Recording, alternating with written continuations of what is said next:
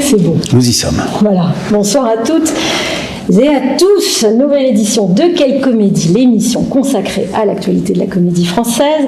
Tout le monde a le sourire ce soir. Zélie d'Allemagne en face de moi, Andrea Ville change un peu moins parce qu'elles sont responsables du bon déroulement de cette émission.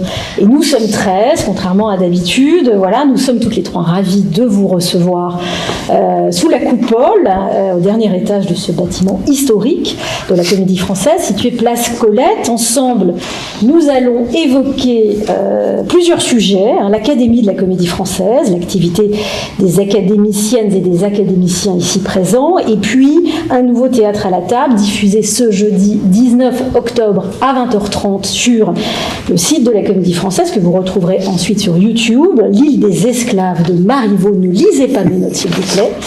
Au programme du bac français. Bonsoir Éric Ruff qui lit les notes. C'est pas les miennes. Bonsoir Béline. Alors dites donc, vous êtes donc administrateur général, me dit-on, de la comédie française. Vous avez auditionné ces jeunes gens ici présents, voilà, les académiciens et les académiciennes qui nous entourent. Vous avez également imaginé il y a quelque temps de cela, alors que les théâtres étaient fermés, un format qui s'appelle le théâtre à la table, et qui pour la deuxième saison consécutive fait l'objet d'une programmation à part. Il est intégré dans la programmation numérique de la comédie française, voilà, qui est un programme accessible à toutes et à tous et qui s'articule autour de la mission éducative de la comédie française. Dans cette programmation numérique donc figurent 6 théâtres à la table cette saison, dont l'île des esclaves de Marivaux, dont vous êtes le directeur artistique et vous avez donc dirigé ces jeunes gens. Nous allons y revenir. Alors peut-être avant de vous demander, c'est le moment que vous allez préférer normalement, de vous présenter, Éric, quelques mots sur cet endroit que l'on appelle la coupole. Ah oui. Tout beau, tout neuf. Qu'est-ce qu'on y fait? Qu'est-ce que c'est que cet endroit? Où est-ce qu'il est situé? J'ai dit au dernier étage, mais il n'est pas loin des ruches. On est exactement au-dessus du ciel peint de la salle Richelieu. Je ne sais pas si on voit, mais ici, il y a une petite excroissance dans le bâtiment. C'est là où il y a le treuil du lustre de la salle. Donc on est exactement au-dessus du public, ici. Il y a très longtemps, alors il y a Renato Bianchi, qui était le chef tailleur de la comédie française et qui s'occupait de l'ensemble des costumes. Il nous racontait qu'ici, il y avait des ateliers volants lorsqu'on faisait des pièces avec énormément de figuration et qu'il y avait plein de costumes à faire. On venait ici et ensuite cet espace a été occupé par une machine de climatisation qui prenait l'ensemble du volume. Et puis il y a un peu plus de 10 ans, je crois, on a réussi à faire des travaux parce que la climatisation c'est énormément réduite. Oui. Elle est de l'autre côté ici et puis on a pu rebénéficier de ces magnifiques couvertures, de cette vue sur Paris et sur les places magnifiques. Et donc on en a fait une salle un petit peu à plusieurs emplois. L'académie vient y répéter. De temps en temps, il y a des cartes blanches des académiciennes et des académiciens. Il y a aussi ce qu'on appelle les greniers, tout ce qui se passe au grenier. On a des rencontres entre artistes ici. Et puis c'est là qu'on fait aussi, là où les acteurs et les actrices de la troupe viennent lire devant 110 personnes des textes qui leur tiennent à cœur. Voilà. Donc on a réussi à trouver une autre salle de représentation, même un minima ici. Puis l'architecture est tellement incroyable qu'on l'aime beaucoup, cette salle. Alors, demain d'ailleurs, on ne voit pas à l'écran, mais la salle est prête. Coralie Zaonero, que nous avons reçue la semaine dernière, lira avec James Noël la poésie haïtienne. Alors, vous êtes 11 comédiennes, comédiens, metteuses en scène, scénographes, conceptrice son, c'est ça, je n'arrivais pas, voilà, costumier, bienvenue à vous. Voilà, c'est le moment, je vais vous demander de vous présenter. Qui êtes-vous? Que faites-vous dans la vie? Je vous regarde, Éric, parce que c'est sur vous que c'est tombé. Et puis d'où venez-vous? Comment est-ce qu'on arrive ici? De quel endroit venez-vous pour arriver ici à la Comédie Française? Bonsoir, je m'appelle Éric Leperc et je suis comédien, académicien comédien. Je suis né à Paris et j'ai fait mes études supérieures en théâtre à Londres. Et puis j'ai entendu parler de l'académie un peu à droite à gauche par des copains, des copines qui l'avaient fait, que j'avais croisé dans mes études. Et un jour je me suis dit je vais le tenter. Et puis ça a marché. Et du coup je suis là.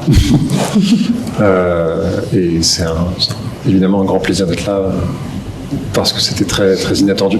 Et c'est beaucoup de stabilité pendant 1 an. Avec des cours, avec du jeu, avec la possibilité de bosser avec des grandes actrices, grands acteurs. Et ça pose un peu dans un parcours de comédien et de comédien, surtout après les complexités de travailler pendant le Covid. Voilà. Donc, voilà, ça c'est moi. Bienvenue, Éric Leclerc. Bienvenue, merci. Bienvenue à vous également. Merci beaucoup. Donc Alexis Debieuvre. Moi, j'étais dans une école avant de passer le concours ici, qui s'appelle l'ESCA, qui est l'École supérieure des comédiens par l'alternance, qui est à Asnières. Et j'ai passé le concours comme mes camarades en juin, si je dis pas de bêtises. Et j'ai eu la chance d'être retenu. Et donc je suis ravi d'être ici avec mes camarades et de profiter de cette année, surtout de rencontrer ce que disait Eric, des comédiennes, des comédiens, des metteurs en scène, et de bosser avec tous ces gens qui sont assez passionnants et de pouvoir évoluer avec eux pendant 1 an et aussi avec mes camarades comédiennes, comédiens, au son, en mise en scène, en scénographie, au costume pour cette année. Voilà. Merci beaucoup. Merci Alexis. Alors, bonjour, moi c'est Pierre-Victor Cabrol. Je suis originaire du Pays Basque, je suis né à Bayonne, j'ai grandi à Chérotte, à côté de Montléon, à la campagne. Et directement après le bac, je suis monté à Paris pour faire les cours Florent. Ensuite, après les cours Florent, j'ai eu la chance d'intégrer le conservatoire. Après un retour d'1 an au Pays Basque, j'ai décidé de remonter à Paris. J'ai tenté cette audition et aujourd'hui travailler à l'académie. C'est une grande chance parce que c'est beaucoup de gens que j'ai eu la chance de voir, d'admirer sur scène, dont j'écoutais des interviews il n'y a pas si longtemps que ça. Et maintenant que je croise dans les couloirs, à la cantine, avec qui j'ai la chance de travailler, donc c'est un peu des fois irréel et en même temps très sympathique. Merci. Merci à vous. Merci Pierre-Victor. Moi c'est Léna Tournier-Bernard. Je suis née à Toulouse et après une école d'ingénieur ratée, j'ai fait les cours Florent et ensuite j'ai intégré le Conservatoire national. Je suis diplômée depuis avril. Et après une demande de RSA et un travail d'ouvreuse, j'ai passé l'audition de l'académie. Et je remercie Eric d'avoir dit oui. Et je suis hyper heureuse d'être là pendant 1 an et comme tous mes camarades de faire autant de rencontres. C'est hyper riche. Et j'ai pas envie que ça s'arrête. Voilà, à toi. Merci. Bonsoir, je suis Mathilde Weber, je suis d'origine suisse, pays dans lequel j'ai vécu jusqu'à mes 20 ans. Et puis, à 20 ans, je suis venue à Paris pour faire une école de théâtre en jeu, et puis la vie et ses soubresauts m'a amené à petit me diriger vers la mise en scène, et du coup j'ai fait l'école du TNS à Strasbourg en mise en scène avant de venir ici, et je me suis retrouvée à passer ce concours-là parce que j'avais très envie de voir des acteurs et des actrices plus âgés que moi et que mes camarades du TNS travaillaient. Donc ça, c'était une des raisons artistiques principales, et puis aussi le fait de pouvoir travailler dans une grande maison avec tous ces corps de métier et pendant 1 an. Voilà, c'était très important pour moi. Donc voilà pourquoi et comment je me suis retrouvée ici. Merci Mathilde. Moi je m'appelle Victor, je suis comédien. C'est un peu difficile à expliquer. Je viens d'Ukraine et je suis là forcément à cause de petites circonstances de ce monde. Je suis en France depuis 1 an et demi Et avant de la guerre, j'ai fait ma formation de comédien à Moscou. J'ai bien choisi la ville, le pays. Je ne l'ai pas fini, du coup, j'étais accueilli au Conservatoire national de Paris. Et j'ai passé un an là-bas et j'ai découvert que ça existe, l'académie. Et pour moi, c'est comme une vol dans le cosmos, un peu, d'être ici, dans cette maison. Et avant de l'académie, en faisant du cours au conservatoire, j'ai travaillé ici en tant qu'ouvreur. Et c'était déjà formidable pour moi d'être juste dans cette maison. Voilà. Et pareil, je crois que tout était déjà dit. Sur ça, c'est une immense opportunité d'être là, de travailler avec les comédiens et de recevoir cette expérience. Et je suis trop content d'être ici avec ces gens. Merci. À vous. Merci Victor. Moi c'est Marianne Stégal, je suis comédienne. Je suis bilingue en fait, donc je suis anglaise et française. Et j'ai passé toute ma vie en Angleterre jusqu'ici. J'ai fait ma formation en Angleterre en ce qui concerne le théâtre. Et au début de cette année, j'étais en France parce que je faisais une tournée européenne d'une pièce en anglais. Et j'étais à Paris et j'ai voulu voir une pièce au français. Alors j'ai regardé sur leur site internet et j'ai voulu voir qui était dans la distribution. J'ai vu qu'il y avait une académie. Donc je suis genre, c'est quoi ce truc? Donc j'ai trouvé la page académie. Et puis j'ai envoyé des mails et ils m'ont laissé venir postuler, essayer, tenter l'audition. Et j'arrive pas vraiment à croire que je suis ici, quoi. Je suis vraiment contente d'avoir voulu voir une pièce en janvier. C'était quelle pièce? C'était La mort de Danton. Ouais, c'était très bien. Mais oui, donc voilà, j'arrive pas à croire que je suis ici. Et pareil, c'est pour les rencontres, c'est l'apprentissage, c'est d'être dans cette maison, c'est super, quoi. À toi. De rien. Bonjour, je m'appelle Élodie Laurent, j'ai 27 ans, je ne sais pas s'il fallait dire son âge. J'ai passé l'audition après avoir fait la Comédie de Saint-Étienne, donc j'en sors là fin juin, début juillet. Et avant ça, j'ai fait les cours Florent à Paris. Pourquoi je suis là? Parce que c'est trop bien. Non, je suis là parce que j'ai passé l'audition et j'ai voulu la passer pour les cours aussi. Mes camarades ont dit les rencontres et c'est incroyable, je suis d'accord. Mais il y a aussi beaucoup les cours parce que j'apprends un peu au compte-gouttes. Donc je suis contente aussi d'apprendre un peu comment ça se passe, monter un projet, comment ça s'appelle, l'intermittence, le statut d'intermittence. Voilà, pour preuve que je sais même pas. Tu vas bientôt l'apprendre. Je vais bientôt l'apprendre dans le dur. Mais c'est vrai que du coup là je sors d'école et avant les cours Florent je n'avais pas fait. Du coup vraiment je ne savais pas du tout. Je ne savais pas du tout. Même le nom j'avais oublié. Du coup je ne savais pas du tout. Je ne sais pas du tout ce que c'est, donc c'est cool d'être là pour apprendre. Et voilà, c'est tout, merci. Bien, bravo. Merci, Élodie. Merci, Élodie.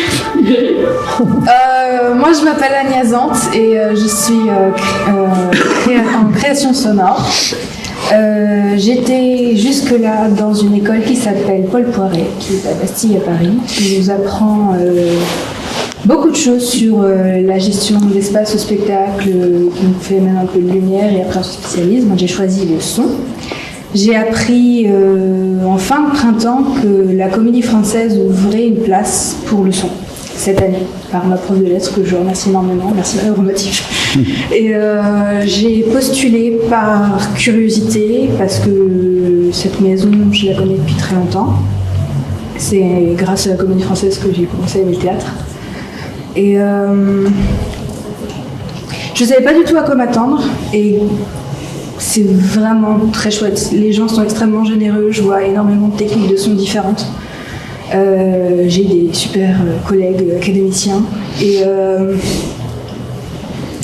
Pour les cours aussi, c'est très important parce qu'en régie, j'avais appris à faire des fiches techniques, plein de choses très spécifiques à mon métier, mais ici, j'apprends d'autres choses qui sont très importantes à mon métier aussi, comme la production, l'intermittence, la gestion des publics, comment considérer un public dans le son, c'est un petit peu central. Donc voilà, je suis en création sonore et c'est cette année que ça s'est ouvert. Postuler l'année prochaine. Merci Ania. Moi c'est Dimitri, c'est bon. Alors moi je crois que j'essaie de faire de la scénographie ou quelque chose qui s'en approche. Je suis assez fasciné par l'espace, c'est quelque chose qui me travaille, ça me traverse souvent et je suis tombé dans le théâtre un peu par hasard et il s'avère que l'espace et le théâtre c'est quand même ça cohabite très très bien et je trouve que le théâtre permet vraiment un travail de l'espace qui lui est propre et qui est vraiment unique et je trouve qu'il y a un vrai endroit de recherche spatiale dans le théâtre qui je trouve est fascinant et que je ne trouve que là. Voilà, j'ai passé quelques concours, j'ai réussi quelques concours et j'ai été pris ici et je dois dire que je suis ravi de pouvoir revoir mes classiques ici à la Comédie Française dans une très très belle maison qui a un plateau magnifique. Et en plus d'avoir une salle magnifique, il a vraiment un plateau italien magnifique d'époque avec, traditionnel, il faut le dire, vraiment très beau. Et en tant que scénographe, c'est, je crois important de traverser ce genre de choses. Merci. Bonsoir, je m'appelle Alma Bousquet, je suis conceptrice costume. J'ai fait de la conception costume à l'ENSAT avant. Et Pardon, c'est quoi l'ENSAT? L'ENSAT, ouais. C'est l'École nationale supérieure des arts et techniques du théâtre à Lyon. Voilà. Et moi aussi, je suis très contente d'accompagner les créateurs costumes cette année. Merci. Voilà. Bravo. Donc ils sont 11, ils étaient 9 l'année dernière. Que s'est-il passé, Henri Cruyff? Ils seraient plus nombreux encore si on avait les finances de le faire, parce qu'en fait l'académie est mécénée.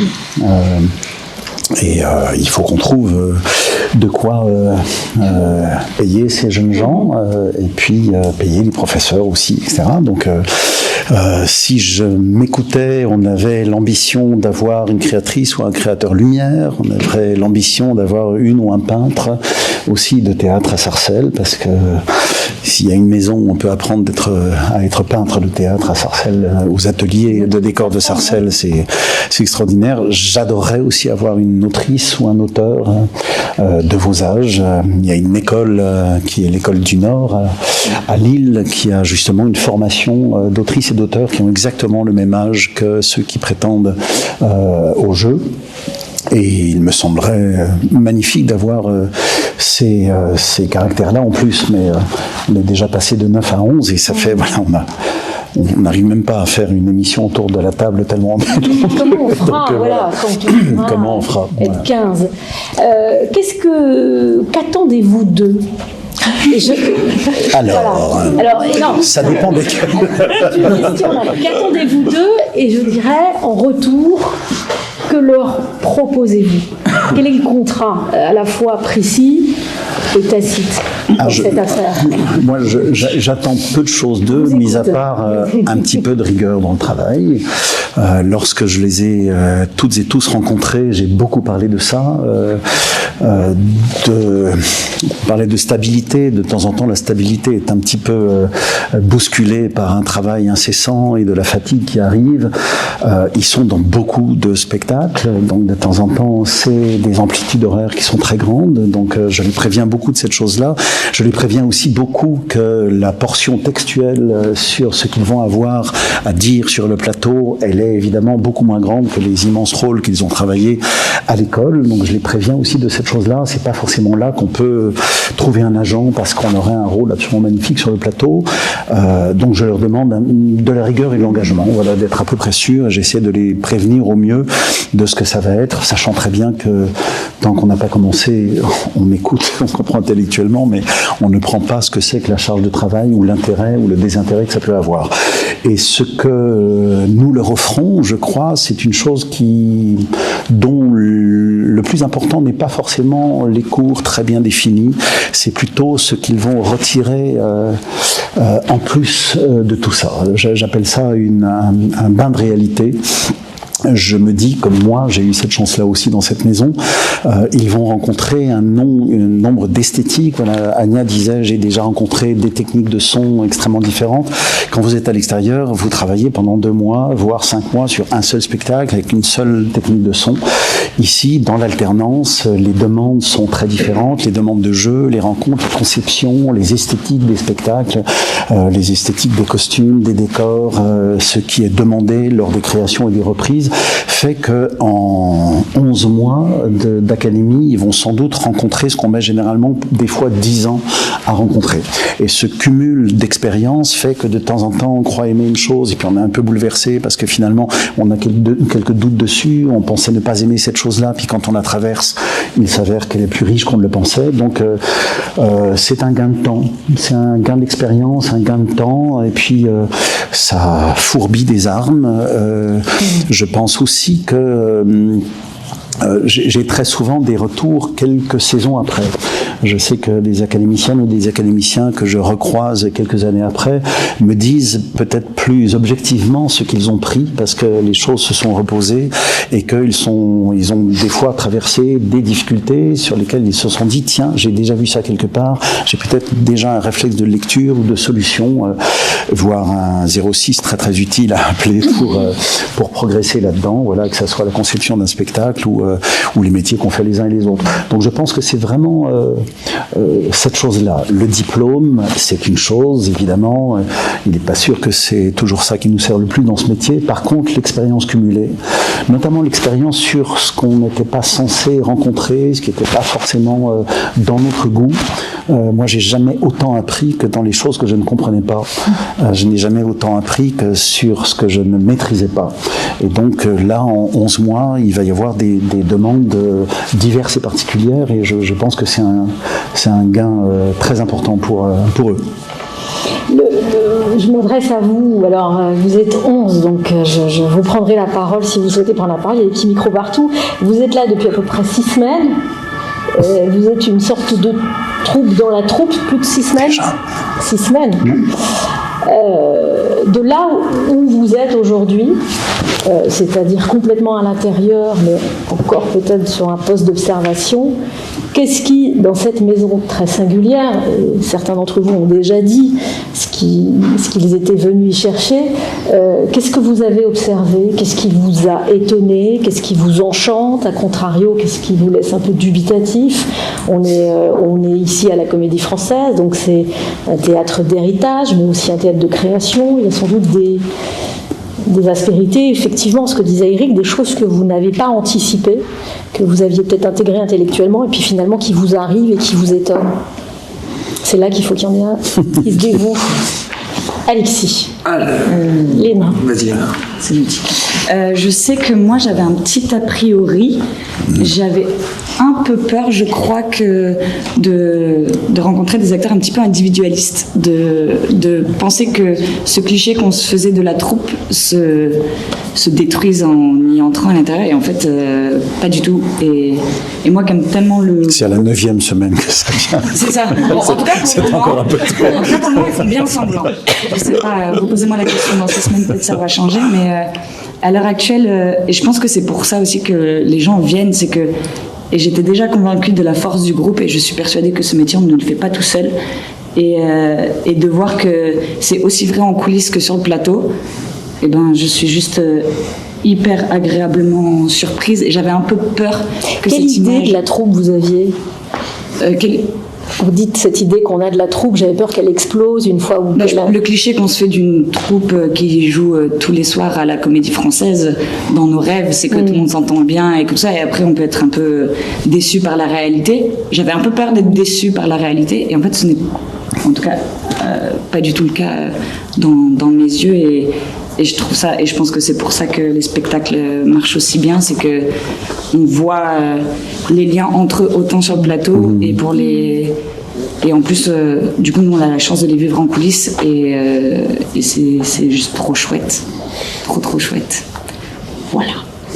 Non, mais moi, ça rejoint ce que disait Léna, c'est que j'ai entendu un spectateur qui disait dans la rue qu'on a la chance de jouer en ce moment dans la puce à l'oreille avec Elodie, Victor et Léna, donc depuis déjà maintenant 3 semaines, je crois. Et j'entendais un spectateur dehors dire ah, je suis sûr qu'ils s'entendent super bien. Et en fait, moi je trouve que c'est le super compliment parce que quand on va voir une pièce, on a l'impression que les acteurs s'entendent hyper bien entre eux, c'est que c'est génial. Et en fait, le fait est que oui, moi j'ai été hyper surpris par la gentillesse des comédiennes et des comédiens qu'on a croisés. Alors peut-être j'ai eu beaucoup de chance, mais je crois que c'est pareil sur toutes les... J'espère que c'est pareil partout. Non, mais c'est vrai qu'on a été hyper bien reçus par les autres comédiennes et les autres comédiens qui nous ont vraiment accueillis dans leur famille. Et ça, c'est super agréable. Du coup, forcément, ça fait des très beaux spectacles. Eric, vous êtes arrivé vous aviez leur âge ? Ouais, 23 ans. 23 ans. Pas notre âge.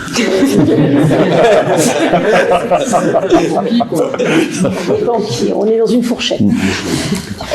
Vous avez le souvenir de ce à quoi vous vous attendiez en arrivant ? Parce que c'est une maison moi, du fantasme, c'est ce que disait Léna. Moi, je ne connaissais pas du tout la Comédie Française, mais le fantasme infertile, c'est une réunion d'égos surdimensionnés, des acteurs patrons, qui se tirent tous la bourre pour jouer les grands rôles, etc. Mais en fait, on a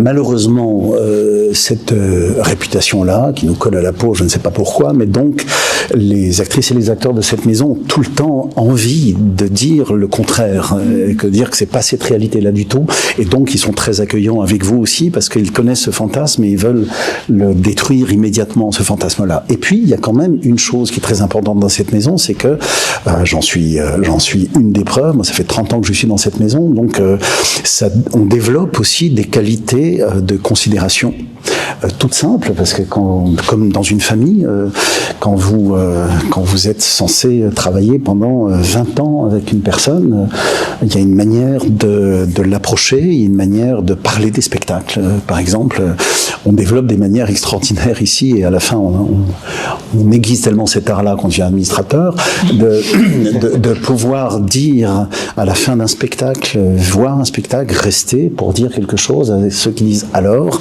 et de pouvoir mettre un doute, parce qu'il y a des choses qu'on n'a pas aimées, mais mettre un doute qui n'est pas heurtant, et d'essayer de faire en sorte que votre critique soit constructive, fasse partie d'un espèce de travail incessant, et ces qualités-là, finalement, à force de devoir les aiguiser devant cette réalité commune, que les carrières sont très longues, ça devient une qualité maison, j'allais dire. Est-ce que, là je m'adresse aux académiciennes et académiciens, est-ce que l'histoire qui traverse cette maison, née en 1780, est-ce qu'elle est perceptible ? Est-ce qu'il y a l'histoire des métiers, ça peut concerner d'autres comédiens et comédiennes, mais il y a aussi les costumiers, il y a aussi les gens qui font les décors. Est-ce que tout ça grandit ici et documenté, archivé, c'est au sens strict du terme une maison historique. Est-ce que c'est perceptible dans votre vie quotidienne d'artiste ici ou pas, Elric? Vous me regardez. D'abord, je souhaite à toutes celles, tous ceux qui pourront d'avoir la chance un jour de faire la visite guidée de cette maison par Éric Ruff, puisque c'est absolument extraordinaire. C'est une façon de donner une truculence et des très jolis factoïdes, des petites façons d'exister à tous les recoins de cette maison. On sent tout l'amour qu'il peut y avoir pour ce lieu et pour les gens qui vont traverser. Et à l'intérieur, moi en tout cas, du point de vue des comédiennes et comédiens, du metteur en scène avec lequel je bossais pour l'instant, il y a beaucoup de tendresse, j'ai l'impression, pour l'histoire de ces lieux, pour ce qui s'y est fait et ce qu'on essaye d'apporter à nouveau comme une sédimentation des gestes artistiques qui la parcourent. Mais oui, j'ai l'impression que ça existe sans peser. On est à 6 semaines, on verra dans 2 mois. Attendez. Vous êtes donc à 6 semaines. Pour l'instant, vous êtes tout à fait frais et fraîche, magnifique. Eric l'a dit, et c'est un sujet. Les gens qui travaillent avec la Comédie Française travaillent beaucoup. il y a l'alternance, il y a... et donc vous allez vous retrouver dans un dispositif où vous allez jouer, la puce à l'oreille, et puis le Bourgeois gentilhomme, et puis Lucrèce, Blangia avec vous bientôt, et puis Cyrano. Enfin, vous êtes programmé dans les pièces qui sont au programme cette saison, et puis il y a les cours, et puis il y aura le mémoire, je vous le rappelle, hein, si vous l'aviez oublié, et puis cette pièce que vous allez présenter, et puis parfois des prises de parole ici à la coupole. Ça fait beaucoup, tout ça. Je ne sais pas s'ils ont des aménagements d'emploi du temps ou pas, s'ils bénéficient de cela, mais voilà, ça fait 6 semaines, et lorsque vous êtes arrivé, à peine arrivé, on vous a demandé de vous mettre à table pour ce théâtre à la table. Je vais parler de façon un peu familière, mais quelles sont les vertus de ce petit démarrage en côte? Parce qu'ils étaient à peine arrivés qu'ils étaient déjà à l'œuvre, et qu'ils avaient à désosser un texte, et que vous étiez en train de leur proposer à peu près le contraire de l'exercice qu'on s'imagine faire ici. Comme ça s'est vu dans la présentation, ils ne se connaissaient pas, ou mis à part certains, mais c'était presque un hasard. Ils arrivent tous d'horizons différents, donc c'est long de se rencontrer. Et j'ai remarqué que les quelques saisons où l'Académie ne commençait pas ensemble, c'est-à-dire où 3 ou 4 étaient concernés par le premier spectacle et 2 ou 3 attendaient encore 3 semaines d'être convoqués, ça fait pas groupe, tout simplement. L'année dernière, j'avais eu la chance de reprendre La Vie de Galilée, dans lequel il y avait les 9 à l'époque académiciennes et académiciens, et j'ai remarqué évidemment que dès qu'on fait masse dès le début, et puis là un théâtre à la table c'est quand même très urgent. On s'est distribué les textes, je crois, le lundi, et c'était filmé le samedi, donc on s'est vraiment mis dans le canon de l'expérience. Il y a beaucoup d'intensité, et ce qui nous permet de ne pas être timide. Maintenant, il faut y aller immédiatement, donc on fait chacun les outings qu'il faut faire, de timidité, de trucs, oh là là, je sais pas lire, je sais lire, etc. Il y a immédiatement quelque chose qui se crée, et je crois avoir... Nous, on ne demande jamais à l'Académie de s'entendre. C'est une chimie, il y a des gens qui se rencontrent. De temps en temps, ça peut produire des collectifs qui travaillent ensemble des saisons après. On a vu aussi des académies de gens très considérants, mais qui finalement, chacun a retrouvé ses billes après. Donc il n'y a pas d'obligation à ça, mais on a toujours observé que quand on les met ensemble d'une manière forte dès le début, il se crée une solidarité sur laquelle vous pouvez surfer pendant un an, et c'est toujours mieux. Donc c'était vraiment ça la vertu. C'est mieux parce qu'ils avancent quand même en groupe et qu'il y a cette production à la fin de l'année. Oui, parce que s'entendre. Au bout d'un moment, ils sont un petit peu séparés, et puis de temps en temps, les profils plus techniques mettent plus de temps à travailler avec les autres, parce que chacun est en atelier ou sur le plateau. Donc là, dans le théâtre à la table, même si avec Dimitri, scénographe, on a plutôt fait les déménageurs bretons que le scénographe, mais bon, c'est une chose quand même. Alna a déjà pris contact un peu avec les régies pour essayer d'avoir 2-3 choses.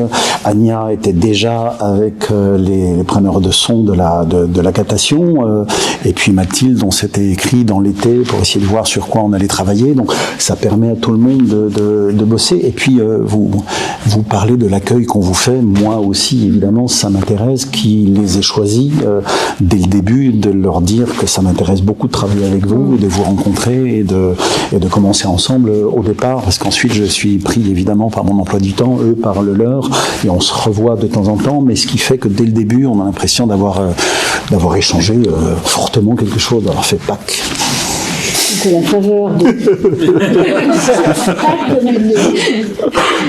une meute de loups. Vous avez, à la faveur d'un été indien tout à fait caniculaire, si mes souvenirs sont bons, donc vous avez travaillé 1 semaine sur ce texte court de Marivaux, des esclaves, sur un format que vous connaissiez ou pas, le théâtre à la table, je sais pas, qui veut, peut-être Mathilde, puisque vous avez dû vous y coller avant les autres, un format un peu à l'os, voilà, une comédie, sans dorure, sans rideau rouge.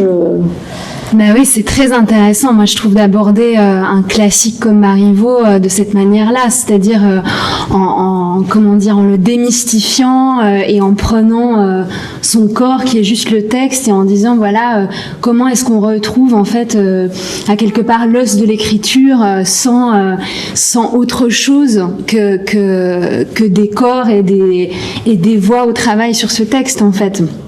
Et ça, pour moi, je trouve que pour commencer effectivement un travail, c'est excessivement important. Et puis en plus, comme il va être partagé aussi à un public de lycéens, etc., pas forcément le contemporanéise, mais en tout cas, ça le rend plus aimable, je trouve, et plus réel, plus tangible.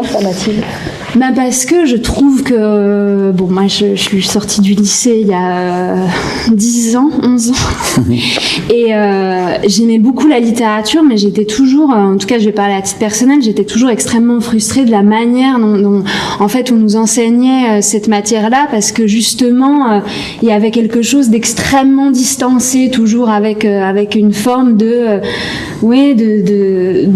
un peu mystifié, un peu dans sa tour d'argent, etc. Et tout d'un coup, je trouve que de ramener en fait le texte à quelque chose de beaucoup plus vivant que ça, de beaucoup plus nécessaire que ça, pour moi, c'est dans l'époque dans laquelle on vit, c'est extrêmement important, quoi.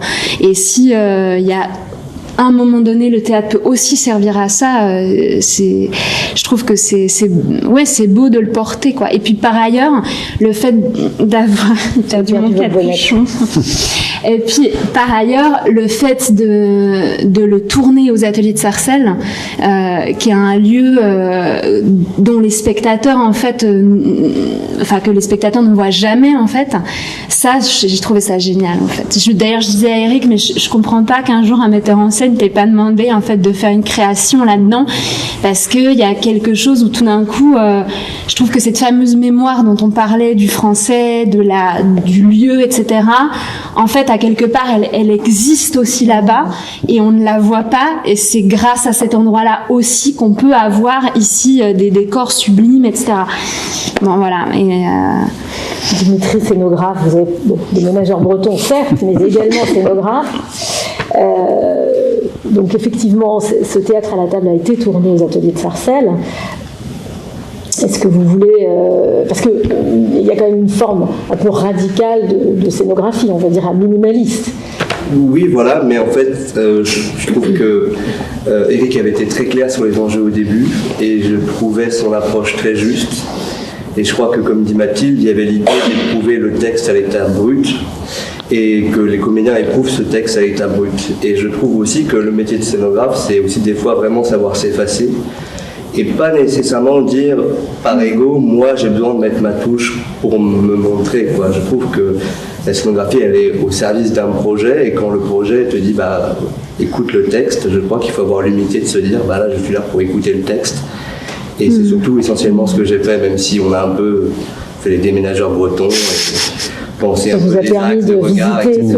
Les lieux secrets de Sarcelles qui sont miraculeux pour un scénographe.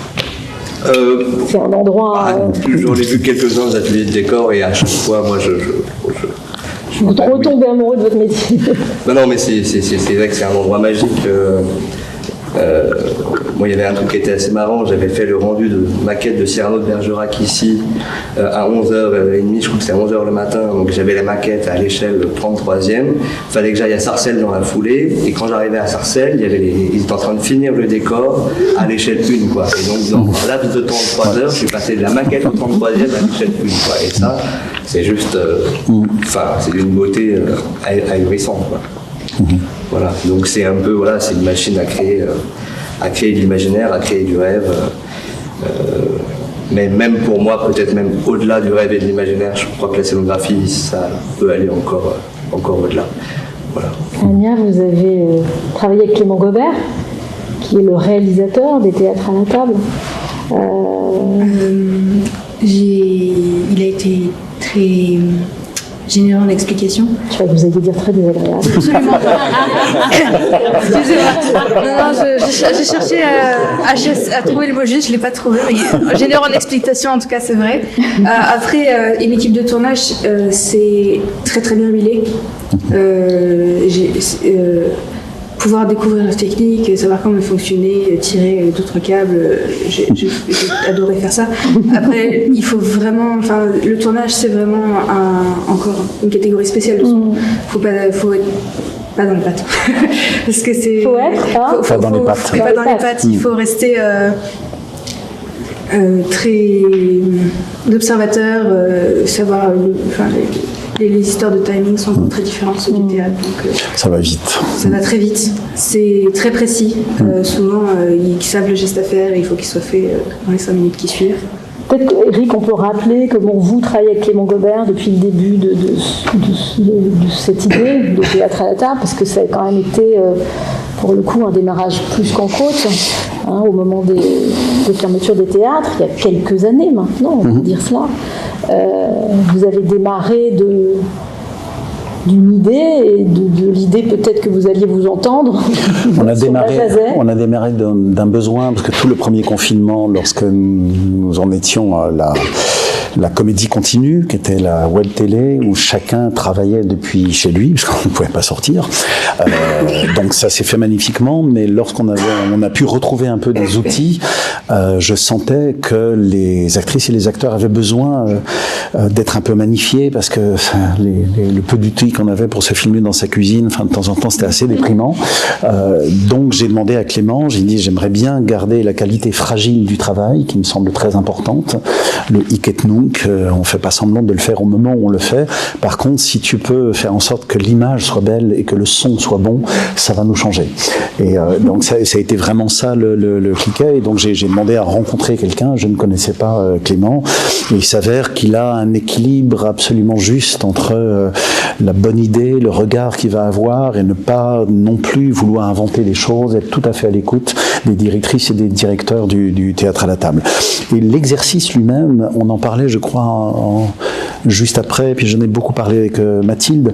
En fait, c'est presque miraculeux, ce truc-là. On devrait pouvoir le faire à chaque fois qu'on aborde un texte. Mais on n'y arrive pas. On fait ce qu'on appelle des monstres. Souvent, on travaille un peu à la table, et puis ensuite, on essaie de faire un premier jet pour se rendre compte. Mais comme les comédiens et les comédiennes savent qu'en fait, c'est pour de faux, on ne se met pas dans un état de jeu aussi grand que lorsqu'on est filmé. Et là, en fait, il y a la rapidité, on est obligé de tout tester tout de suite. La lecture qu'on fait du texte, l'interprétation, les quelques indications où on sent tout de suite si ça résiste ou si non, ça ne résiste pas. Et qu'ensuite, il y aurait tout un boulot, évidemment, de précision à faire. Mais je trouve que pour tester un texte, pour tester les idées qu'on a dessus, pour abandonner les mauvaises idées et puis consentir à l'évidence d'un texte, ce travail-là est absolument admirable. Mais si, encore une fois, on avait 6 mois pour le faire, on n'arriverait pas à mettre une telle intensité en une semaine. Et c'est aussi parce que vous savez qu'on est filmé. Donc quand on est filmé, on veut bien faire des ratages, mais au moins qu'ils soient beaux. on se met dans une qualité de jeu, dans une chaleur assez grande, et je trouve que ça révèle quelque chose des textes à l'os, comme tu disais, qui est quand même très très belle. Et puis c'était beau de le faire à 11, et puis je voulais absolument que Anya, Dimitri, Alma et Mathilde apparaissent aussi dans le film. Ne parlent pas forcément, mais apparaissent, parce que quand vous regarderez ça dans 20 ans, ce sera chouette aussi de vous voir, tout simplement. Ouais. Puis ça fait comme une espèce de photo de l'académie au départ. Je trouvais ça bien que tout le monde y soit. Après, je m'adresse à vous qui êtes comédien, vous êtes coltiné ce texte, donc un Marivaux, c'est un grand succès de Marivaux, un classique, un texte court, un texte drôle, il y a de la drôlerie. Ah ouais. Non, ça vous a fait pleurer. Moi, oui. Quels sont les enjeux de ce texte? Est-ce que, si on s'adresse aux lycéens, il faut les aider, là, parce qu'en fait, il est au programme du bac. Dans le parcours maître et valet, je crois, il est question de maître et de valet. Pour moi, en tout cas, je jouais Euphrosine, donc c'est la maîtresse de Cléantis. Et en fait, par Léna. Et le danger, c'était de tomber dans le stéréotype de la maîtresse privilégiée qui est un peu en barbe à papa, je sais pas trop comment le décrire, mais genre un peu. C'est comme ça que j'ai choisi de le décrire. Mais elle flotte, quoi. Et donc c'était important pour moi d'avoir ce côté où. Et même quand on lit la pièce, Euphrosine, elle sait même pas où elle est, quoi. La moitié du temps, elle a un peu peur de tout, elle tous les frais. Mais c'est ça, en fait, elle rentre en contact avec le vrai monde. Mais c'était trouver la vérité dans ses sentiments et donc dans son expérience aussi, parce qu'elle a été complètement bouleversée. Mais c'est aussi c'est pas noir et blanc, quoi. Et ça, c'est toute la pièce. Vous voulez rappeler le sujet de la pièce? Oui, donc en fait, oui. Allons-y. Donc en fait, il y a Cléantis et Euphrosine. Et il y a l'autre duo, c'est Arlequin et Iphicrate, qui arrivent sur l'île des esclaves séparément. Et c'est tous les deux des duos maître et esclave. Et en fait, dans cette île, le rapport, il est complètement changé en fait. Donc, inversé. Ouais. Inversé. Donc ça va dans l'autre sens. Et les esclaves deviennent maîtres et vice-versa. Et oui, ça parle des relations humaines et de la justice en fait. Et quand on y pense qu'il a écrit ça à l'époque, c'est vraiment c'est impressionnant. Oui, c'est chapeau quoi, parce que enfin, non mais c'est très beau et c'est sur la nature humaine et en quoi c'est un texte qui est adapté à ce format théâtre à la table? Est-ce que c'est un texte facile pour le théâtre à la table? Est-ce que tout type de formats ont été tentés? Prise de parole. Non, j'allais dire une réponse. Déjà, il est court. Non, mais c'est vrai que ça joue parce que ça permet. Je pense que sur ce format est bien pour pour faire découvrir des pièces. Et je trouve ça super parce que pour revenir, par exemple, moi quand on a su qu'on allait travailler ça quand on s'est rencontrés en juillet, et je sais que par exemple moi quand je l'ai lu tout seul, je suis passé à côté de plein de choses. Moi je suis encore persuadé aujourd'hui de pas vraiment bien savoir lire du théâtre. Si je le lis tout seul, je passe à côté de plein de choses, comme au lycée. On est très très nombreux, comme toi, tu sais. Je crois que vous êtes en train de soulever le lièvre Parce que de ce métier. C'est vraiment, moi, à la première année où j'ai vraiment été dans une école de théâtre, que j'ai compris qu'il fallait en lire du théâtre. Et avant ça, on m'avait jamais donné le goût, parce que justement, à l'époque, au lycée, on le travaillait de façon très méthodique, mais les enjeux, les sous-textes, je trouve que là, c'était parfait. Après, nous, c'est sûr que on a passé 5 jours dessus, donc on s'est beaucoup parlé de ça, et là on voit la pièce vraiment d'une autre façon. Et donc pour revenir à la question de base, c'est vrai qu'une pièce courte permet de ne pas faire de coupe, on a presque rien coupé, et de pouvoir traverser le texte dans son intégralité, sachant que le rendu fait un format de 50 minutes, et donc c'est quand même, pour du théâtre filmé, je trouve bien de ne pas forcément aller au-dessus, parce que dans un exercice comme ça, donc je trouve que, alors ça c'est d'un point de vue technique que ce texte était adapté, et aussi parce que c'est un texte dont la structure, même si là c'est un cas particulier, la structure peut se retrouver dans plein d'autres pièces, plein d'autres formes d'écriture, les dénouements heureux qui arrivent d'un coup, où toute la situation se débloque d'un coup. C'est quelque chose qu'on trouve chez Marivaux, c'est quelque chose qu'on peut trouver chez Molière, et donc je trouvais ça pas mal du coup le choix du texte. L'histoire de la compréhension, de l'étude du texte, vous disiez Eric, ça arrive à tout le monde, c'est un des grands enjeux du métier des métiers du théâtre. C'est un des grands plaisirs, parce qu'en fait quand on est seul vis-à-vis d'une lecture, face à une lecture, qu'on ait de l'expérience ou pas d'expérience, c'est très compliqué d'être objectif, d'être nourri. Dès que vous le travaillez à plusieurs, dès qu'on fait ping-pong, dès que vous entendez quelqu'un le lire, tout d'un coup, le sens évident apparaît, alors que quand on le porte soi-même, on ne le sait pas. Ça, c'est un des grands plaisirs. Le collectif au théâtre, c'est pas juste parce qu'on aime travailler ensemble, c'est une absolue nécessité. Le sens s'éclaire dès qu'on est à plusieurs. Et ce texte-là, on a échangé dans l'été avec Mathilde.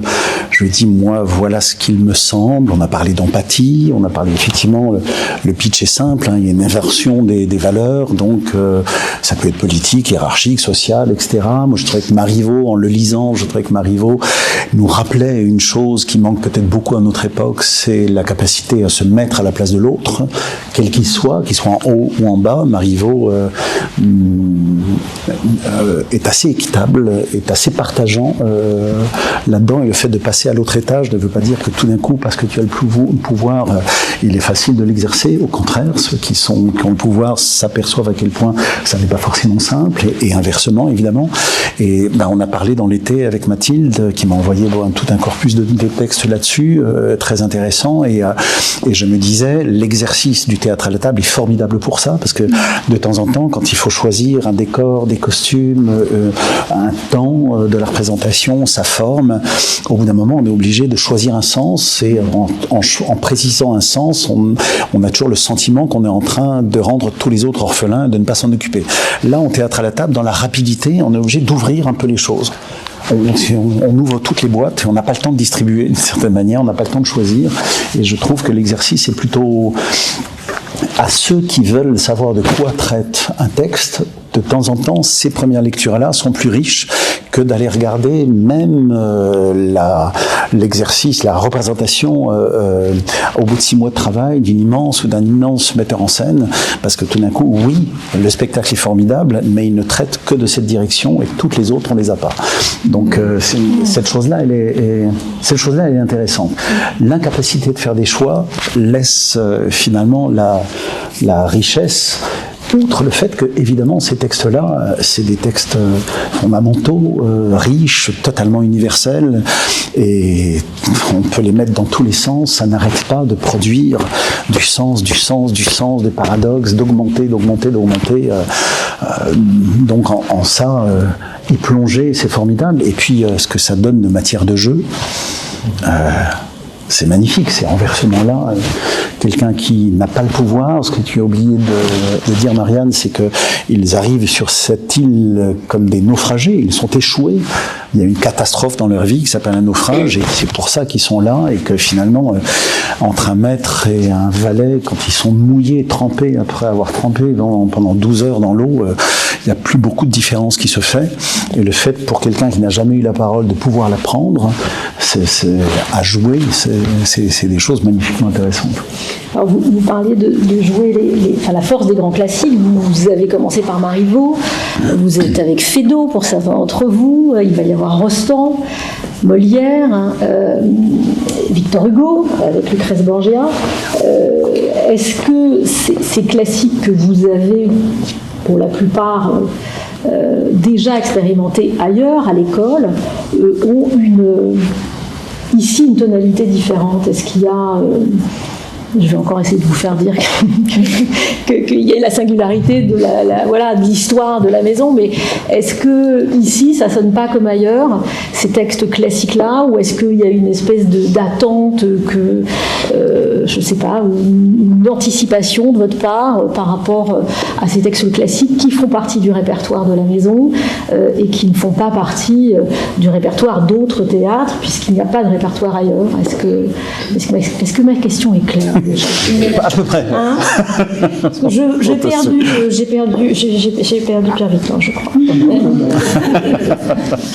Je ne sais pas si ça va répondre à la question, mais en tout cas, quand je suis arrivée à Paris et que j'ai commencé à venir à la Comédie Française, c'était le premier théâtre dans lequel je mettais les pieds à Paris. Il y a une chose qui m'a énormément frappée et qui, à quelque part, je le retrouve aussi maintenant en revenant, c'était la sauvagerie des acteurs par rapport au texte classique. C'est-à-dire une sorte comme si les acteurs d'ici, en tout cas, n'avaient pas de distance organique avec la possibilité de s'emparer de ces langues-là qui nous paraissent des fois un peu lointaines. Et je parle de ça aussi bien pour une tragédie type Andromaque que pour un Feydeau. Enfin voilà. Et ça, je pense que c'est très très fort en fait à un endroit.